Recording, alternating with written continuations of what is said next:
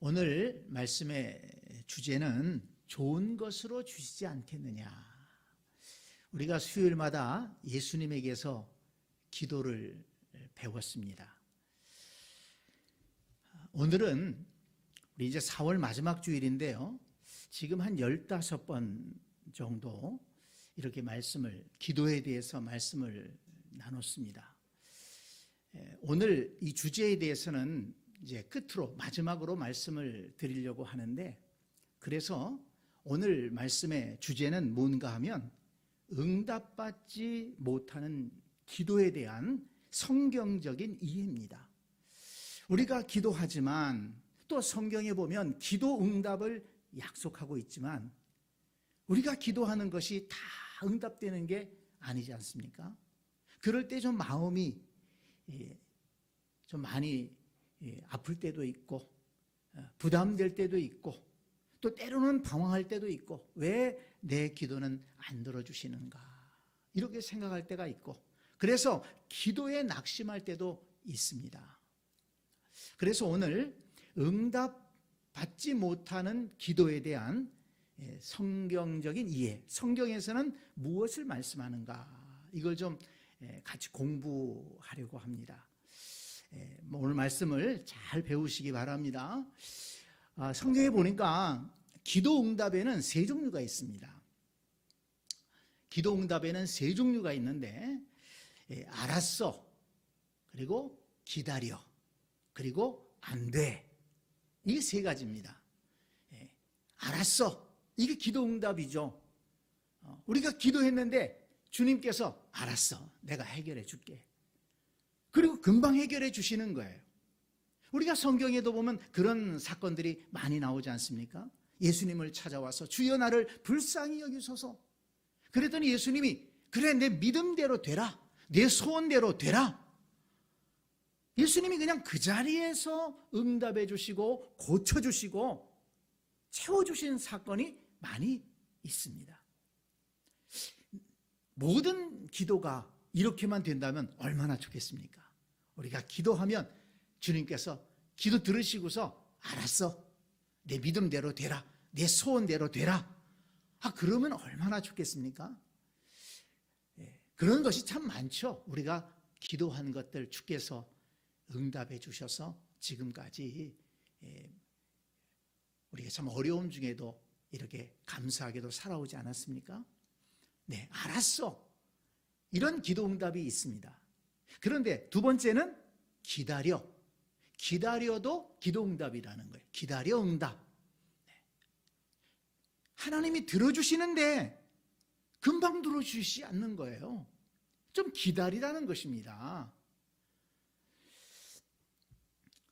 마가복음 11장 24절에 보면 예수님께서 이런 말씀을 하셨습니다. 그러므로 내가 너희에게 말하노니 무엇이든지 기도하고 구하는 것은 받은 줄로 믿으라. 그리하면 너희에게 그대로 되리라. 기도에 대해서 가르쳐 주시는데, 너희가 기도했으면은 기도하고 구한 것은 받은 줄로 믿으라. 이건 뭡니까? 아직 안 받았어요. 아직 안 받았는데 어떻게 믿으라고요? 받은 줄로 믿어라. 이건 무슨 말씀입니까? 기다리고 있으면 응답해 줄 거니까, 해결될 거니까 받은 줄로 믿고 기다려라, 이런 말씀입니다. 그렇게 받은 줄로 믿고 기다리면 그대로 될 것이다, 이렇게 예수님께서 기도를 가르쳐 주셨습니다. 그러면 기도를 들으셨으면 그냥 금방 응답해 주시면 참 좋을 것 같은데 왜 이렇게 기다려 그러실까? 성경 말씀을 보니까 두 가지 이유를 찾아볼 수가 있습니다. 첫째는 기다림을 통해서 믿음의 훈련을 하시는 겁니다. 기도하면서 훈련된다는 거예요. 우리 신앙이 훈련되고 기도가 훈련되고 우리의 믿음에 힘이 생긴다는 것입니다. 조금 쉽게 한번 예를 들어보면, 요즘 아이들이 좀 버릇이 없다고 그러잖아요. 또 의지가 약하다고 그러잖아요. 그게 왜 그럴까요? 지금 우리 기성세대들보다 상당히 의지가 약한 면이 있다고 그러잖아요. 왜 그렇습니까? 우리 참 지금 자라는 세대들은 잘 이해하지 못하겠지만은 우리가 성장할 때는 참 어려운 게 많았습니다. 그래서 뭘 하나 구하려고 해도 굉장히 어려웠어요. 그리고 물건 하나를 우리가 받아도 굉장히 소중히 여기고, 우리가 새 옷을 하나 입으려고 그러면은 명절 때나 돼야 간신히 옷을 하나씩 입고, 그래서 설 빔이라는 말이 있고, 그렇지 않습니까? 추석 빔이라는 말이 있고, 그래서 우리는 물건이 굉장히 귀했어요. 뭔가 참 무엇을 얻으려면 굉장히 힘들어했습니다. 근데 요즘 아이들은 안 그래요. 태어나서부터 모든 게 풍족해요. 거의 모든 아이들이 그래요. 부모들이 알아서 공급해 줍니다. 알아서 사주고, 뭐 설빔이 특별히 어디 있습니까? 좋은 옷을 늘 사주잖아요. 그러다 보니까 아이들이 물건 귀중한 줄을 몰라요. 부모가 힘써서 애써서 그렇게 자기들을 위해 준다는 것을 잘 깨닫지를 못합니다. 그래서 기껏 나중에 자라서 뭐라 그럽니까? 엄마가 나한테 해준 게 뭐가 있느냐? 아빠가 나한테 해준 게 뭐가 있느냐? 기성세대가 우리한테 해준 게 뭐가 있느냐? 이렇게 얘기하잖아요. 그거 왜 그렇습니까? 뭔가 귀한 줄을 모르는 거예요. 훈련이 안 돼 있어요. 그리고 뭔가 안 되면 좌절하기 쉽고, 어려우면 안 하려고 하고, 쉬운 것만 찾아가려고 하고, 그러지 않습니까? 사실 우리 때는 직장이 어렵다고 그래도, 힘들다고 그래도 어떻게든지 그 직장 하나 들어가려고 애써서 가서 그냥 무시를 당하고 어려워도 그 직장에 들어가서 월급이 적어도 구박을 받아도 일하면서 그렇게 견뎌왔지 않았습니까? 왜요? 그만큼 일자리가 부족하고 먹고 사는 문제가 절박했기 때문에 그랬던 겁니다. 그래서 사실 우리 기성세대가 참 많은 참 말들도 듣지만은, 그러나 이만큼 강하게 이 나라를 지탱해오고, 이 일제 식민지 후에 또 6.25 전쟁 후에 정말 밑바닥까지 떨어졌던 이 나라를 지금의 나라로 일으켜 세우기 위해서 얼마나 노력하고 사실 수고하고 달려오지 않았습니까? 그러면서 이 나라가 이렇게 부강하고 발전된 것이죠. 그러니까 지금의 기성세대들은 깡에 있어요. 뭐 구질구질하다고 그래서 일을 못하는 게 아니에요. 어려우면 해야 된다 그러면 어떤 일이든지 할 자세가 되어 있습니다. 그만큼 우리는 훈련받아왔기 때문에 그렇습니다. 근데 요즘에 좀 젊은 사람들은 들으면 서운할지 모르지만 그런 면이 적은 것 같아요. 이 일은 이래서 싫고 저 일은 저래서 싫고, 뭐 조금만 무시당하면 뭐 인권이 어떻다 이러면서, 물론 인권을 지켜야 되겠지만은 너무 그런 면에서 연약한 면들이 있다는 것입니다. 그래서 우리 신앙생활도 마찬가지입니다. 신앙생활도 응답을 바로바로 받게 되면은 응답의 소중함을 모르는 거예요. 기도에 힘이 없는 것입니다. 하나님을 섬기는데 깡다구가 없어요. 조금만 어려우면 뭐 신앙생활을 하니 안 하니, 교회를 옮기느니 어쩌느니, 교회가 어떠느니, 이런 핑계 저런 핑계 되는 거예요. 그러나 여러분, 기도하면서 참고 인내하고 기도하면서 신앙에 힘이 생기고 근육이 생기고 신앙이 강해지는 것입니다. 그래서 하나님은 우리 성도들을 훈련시키는 과정의 하나로 기도응답을 더디할 때가 있다는 것입니다. 믿음의 조상 아브라함을 생각해 보세요. 믿음의 조상 아브라함한테 하나님께서 75세의 아들을 주겠다고 약속하셨습니다. 그런데 몇 살의 아들을 주셨습니까? 100세에.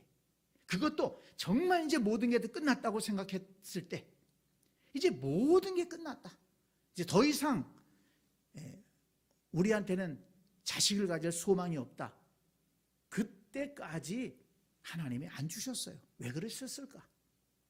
그만큼 아브라함을 믿음의 조상으로 세우기 위해서 믿음의 훈련을 시킨 것입니다. 그래서 그 훈련을 받은 아브라함이었기 때문에 그 이삭이 소년이 되었을 때 하나님께서 아브라함을 시험하지 않습니까? 내 독자 이삭을 잡아서 제물로 바쳐라. 이 말도 안 되는 말씀을 하나님이 하신 겁니다. 하나님이 그런 분이 아니시거든요. 그런데 아브라함이 그 말씀에 순종하려고 하잖아요. 어떻게 그럴 수 있느냐? 어떻게 그럴 수 있느냐? 생각해 보면 아브라함은 그 기간 동안, 그 오랜 시간 동안 믿음의 훈련을 제대로 받은 것입니다. 그래서 모든 것이 하나님께로부터 온다는 것을 이 아브라함은 확실하게 깨닫는 거예요. 그래서 이 이삭을 주신 분도 하나님이시요, 이삭을 데려가시는 분도 하나님이시다. 욥이 그렇게 고백하지 않았습니까? 주신 분도 하나님이시요, 취하신 분도 하나님이시오니 모든 영광을 하나님이 받으십니다. 아브라함이 그렇게 믿음의 훈련을 받았기 때문에 위대한 순종을 할 수가 있었던 것이고, 믿음의 조상이라고 지금 인정을 받고 존경을 받고 있는 것입니다. 하박국 2장 3절에 보면 하나님께서 왜 안 도와주실까? 왜 이스라엘을 지켜주지 않으실까? 이렇게 답답해하는 하박국 선지자에게 뭐라고 말씀하십니까? 이 묵시는 정한 때가 있나니 그 종말이 속히 이르겠고 결코 거짓되지 아니하리라. 이 말씀을 보면 기다리라는 응답, 기다림의 응답의 두 번째 이유를 알 수가 있습니다. 그건 뭐냐면 하나님의 때가 있다는 것입니다. 믿음을 훈련시키기 위해서 응답을 기다리게 하시기도 하지만 하나님은 하나님의 때에 응답해 주신다는 것입니다. 하나님의 때가 있는 거예요. 내 생각은 지금이지만 그게 아니에요. 하나님이 계획하신 때가 있고 하나님이 보실 때 더 정확한 때가 있다는 것입니다.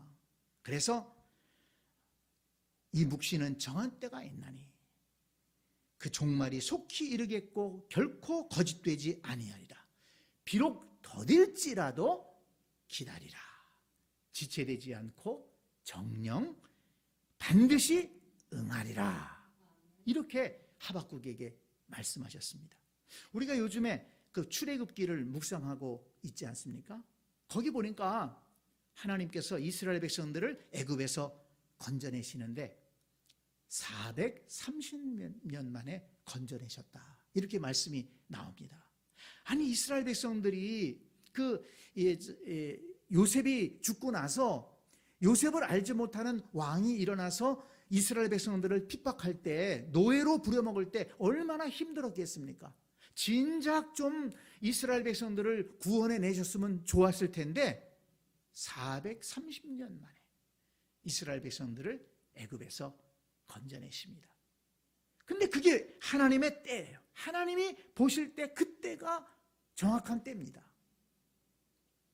이스라엘 백성들이 70명, 야곱의 가족이 70명 애굽으로 내려갔지 않았습니까? 그런데 그 430년 동안 보니까 어떤 일이 일어났습니까? 핍박도 받았지만 장정만 60만 명. 장정만 60만 명. 그러니까 그 이스라엘 민족이 어림잡아 200~300만 명의 큰 민족으로 성장을 한 것입니다. 그걸 애굽이라고 하는, 그 당시에는 애굽이 가장 강한 나라였거든요. 그 애굽이라고 하는 울타리 안에서, 그렇지만 고센 땅이라고 하는 또 구별된 땅에서 하나님은 이스라엘을 큰 민족으로 만드신 겁니다. 하나님의 때가 있다는 것입니다. 갈라디아서 4장 4절에 보면 때가 참에 하나님이 그 아들을 보내사, 이런 말씀이 나옵니다. 때가 참에 하나님이 예수 그리스도를 이 땅에 보내셨습니다. 그런데 그 때를 뭐라고 말씀하십니까? 때가 참해. 그때는 누구의 때입니까? 하나님의 때. 하나님의 때가 차니까 메시아를 이 땅에 보내셔서 구원의 역사를 이루신 겁니다. 그렇기 때문에 모든 면에 있어서 하나님의 때가 있다. 그래서 하나님의 때가 찰 때까지 응답을 미루시는 거예요. 그러니까 우리는 응답이 더디다고 해서 원망할 것이 아니고 하나님의 때를 기다리는 그런 태도가 필요하다는 것입니다. 하나님께서 기도 응답을 더디하심으로써 우리의 신앙을 훈련시키시고 우리를 강하게 하시고 또 하나님의 때에, 하나님이 생각하실 때 적당한 때에 하나님이 응답해 주신다. 이 믿음을 가질 때, 이 말씀을 깨달을 때 우리는 응답을 기다릴 수가 있는 것입니다. 낙심하지 않고 기도할 수가 있는 것이죠. 자, 그러면 이제 마지막으로 응답 뭐라고 그랬습니까? 안 돼, 안 돼. 알았어. 이것도 응답이고, 기다려. 이것도 응답인데 안 돼. 그것도 응답일까요? 거절이 아닐까요?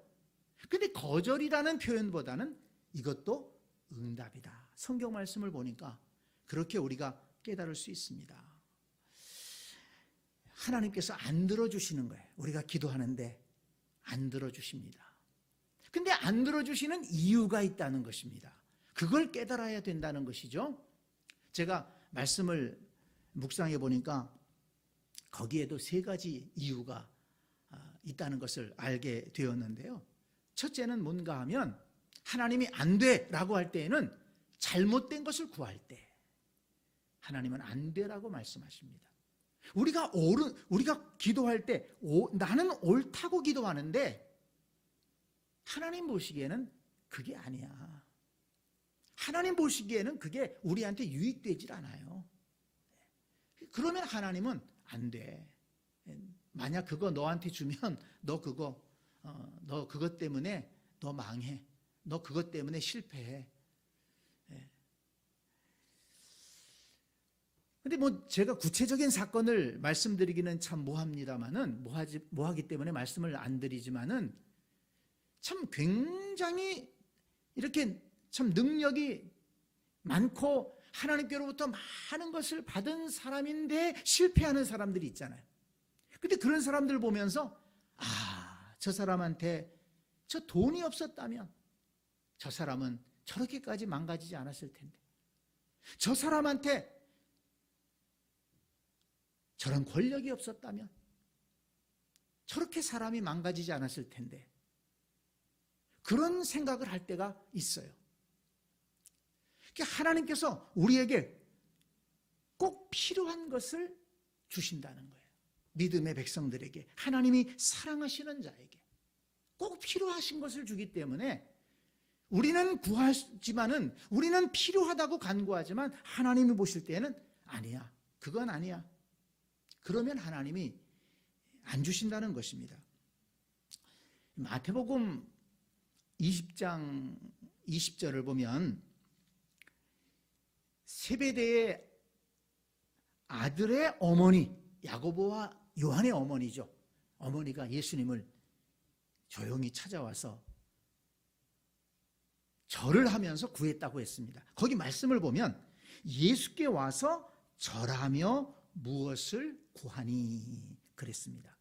그랬더니 예수님이 무엇을 원하느냐 이렇게 물어봤어요. 그랬더니 뭐라고 얘기합니까?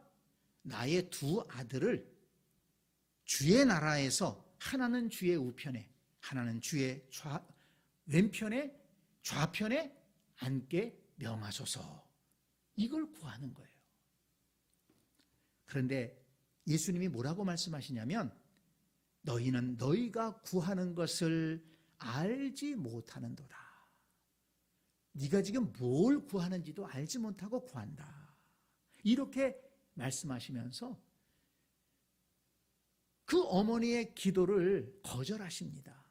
안 되겠다고 말씀하세요. 그 간구가 어떤 간구인 줄 알고 네가 그걸 기도하냐. 그거는 너희들한테 유익한 게 아니야. 그런 기도는 하면 안 돼. 예수님은 그렇게 말씀하신 것입니다.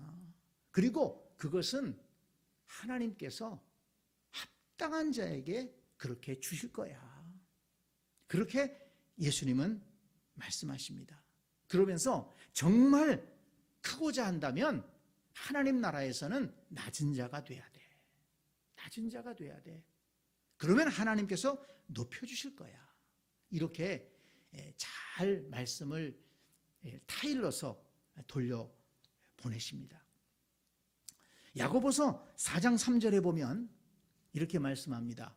구하여도 받지 못함은, 기도하지만 받지 못하는 것은 정욕으로 쓰려고 잘못 구하기 때문이라.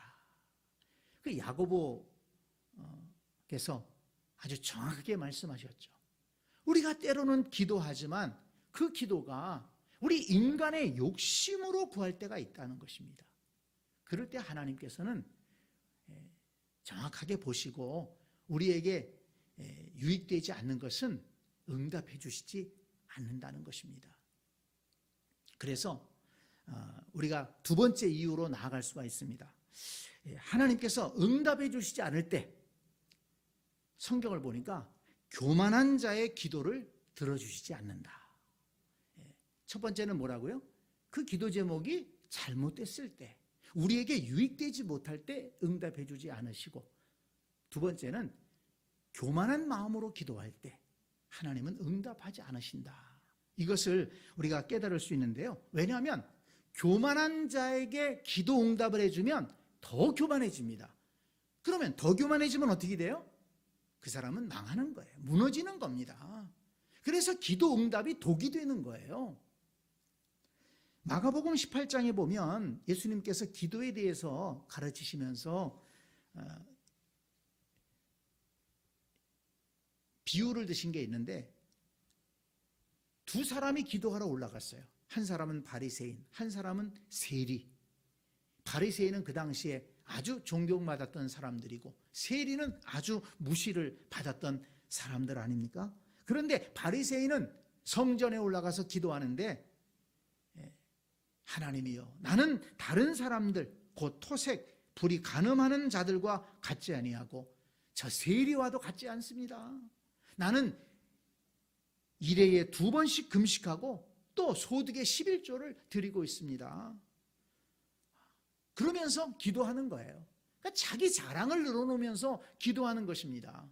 근데 세리는 저 한 구덩이에 서가지고서 고개도 제대로 들지 못하고서는 가슴을 치면서 하나님이여, 나를 불쌍히 여기소서, 나는 죄인입니다. 그러면서 기도했다는 겁니다. 그런데 하나님께서 누구의 기도를 들어주셨느냐? 누구를 더 의롭게 하셨느냐? 의롭다고 하셨느냐? 세리를 더 의롭다고 하셨다는 겁니다. 왜 그럴까요? 겉으로 보기에는 바리새인이 훨씬 더 의로워 보이지만, 그러나 그는 교만했습니다.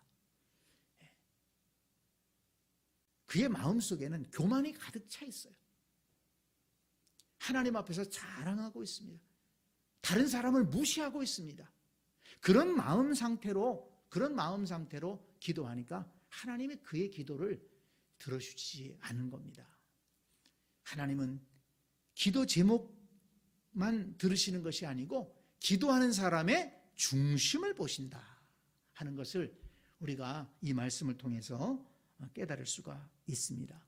잠언 14장 6절에 보니까 거만한 자는 지혜를 구하여도 얻지 못하거니와 명철한 자는 지식 얻기가 쉬우니라. 이런 말씀이 나옵니다.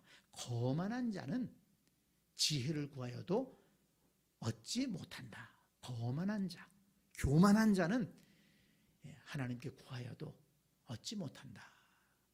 이 말씀을 꼭 기억하기 바랍니다. 그리고 마지막 세 번째, 하나님께서 기도 응답을 거절하시는 이유는 무엇인가 하면 더 좋은 것으로 주시기 위함이라는 겁니다. 오늘 우리가 마태복음 7장의 말씀을 읽었지 않습니까? 마태복음 7장은 대표적으로 예수님께서 기도를 가르쳐 주신 말씀이죠. 구하라 그러면 너희에게 주실 것이요, 찾으라 그러면 찾아낼 것이요, 문을 두드리라 그리하면 너희에게 열릴 것이니 구하는 이마다 받을 것이요 찾는 이는 찾아낼 것이요 두드리는 이에게는 열릴 것이니라. 참 기도에 대한 확신을 주는 말씀 아닙니까? 그런데 그 뒤에 말씀을 보면 너희 중에 누가 아들이 떡을 달라 하는데 돌을 주며 생선을 달라 하는데 뱀을 줄 사람이 있겠느냐? 너희가 악한 자라도 좋은 것으로 자식에게 줄 알거든. 이렇게 말씀하십니다. 이게 무슨 말씀입니까? 부모도 자식이 뭘 달라고 그럴 때 달라고 그런다고 해서 다 주는 게 아니잖아요. 생각해보고 정말 자식에게 꼭 필요한 것, 좋은 것 주려고 하지 않습니까? 그런데 하물며 하늘에 계신 너희 아버지께서 구하는 자에게 좋은 것으로 주시지 않겠느냐? 이게 무슨 말씀입니까? 구하라 그리하면 너희에게 주실 것이다. 그렇지만 하나님께서 아버지의 심정으로 그 구하는 것을 잘 살펴서 그것이 정말 유익하지 않는다면 그걸 안 주시는 거예요.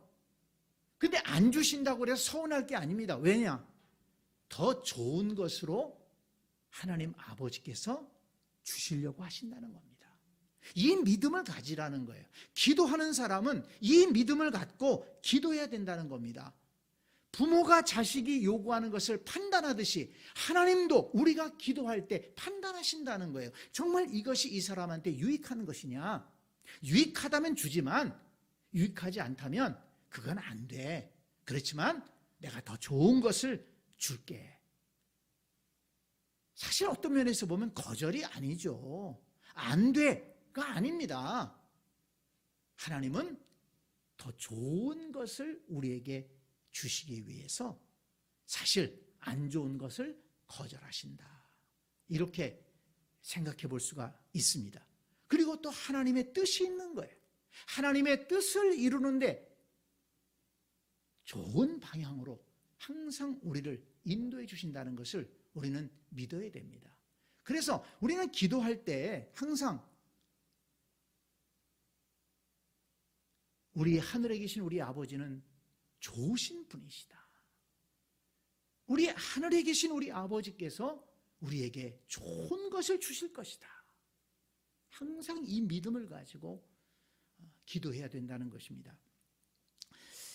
예수님께서 참 열심히 기도하신 것을 우리가 알고 있는데 예수님의 기도 가운데 가장 뜨거운 기도가 겟세마네 기도가 아닐까요? 겟세마네 동산에 올라가셔서 십자가를 지시기 전에 땀이 핏방울이 되도록 기도하셨다고 그랬어요.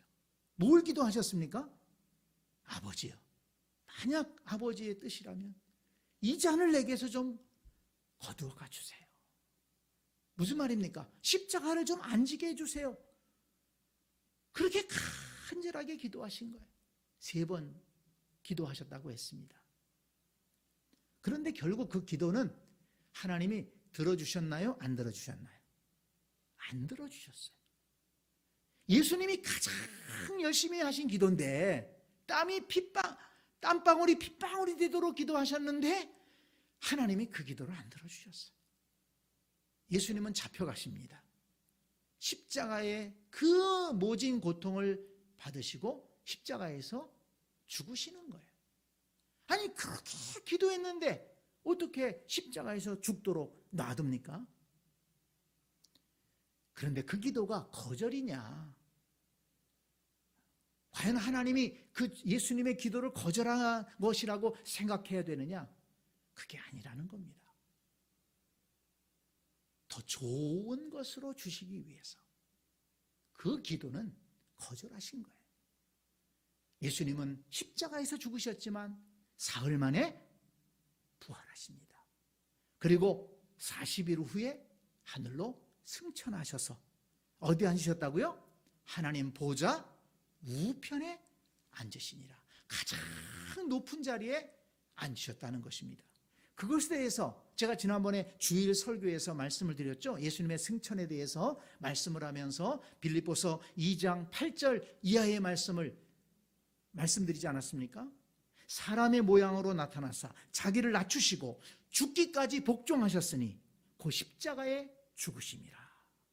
여기까지 보면 기도가 응답이 안 된 거예요. 근데 그 다음 말씀을 보세요. 이러므로 하나님이 그를 지극히 높여 모든 이름 위에 뛰어난 이름을 주사 하늘에 있는 자들과 땅에 있는 자들과 땅 아래에 있는 자들로 모든 무릎을 예수의 이름에 꿇게 하시고 모든 입으로 예수 그리스도를 주라 시인하여 하나님 아버지께 영광을 돌리게 하셨느니라.